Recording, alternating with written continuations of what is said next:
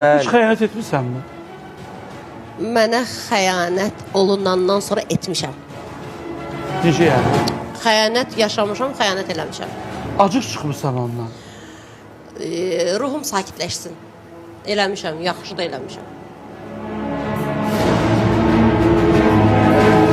Xabə, bu sənin sevdiyin insana qarşı olur. Bəli. Çox sevdiyim insan mənə xəyanət eləyib, mən də ona cavab olaraq eləmişəm. Necə ola bilər bu? Əlbəttə ki, ondan sonra yollarımız ayrılıb, qəbullanmamışam. Yəni geri dönüşü olmuyor. Əsəbi xanımdan o qorxulu qapını şey. Baxın, bağlamışam. Ya mən varam, ya da mən yoxam. Mənim xarakterimdir. Və ilk gündən də deyirəm ki, xəyanət olunacamsa, xəyanət eləyəcəksənsə, onu toxun da, mən yoxam onda. Get öz həyatını yaşa. Amma mən varamsa heç kəs ola bilməz. Bəs onun necə oldu? Elə xəyanət elədi, ona düzgün bir qutardı. Yox. Davam elədi o xəyanət. Barışdıq.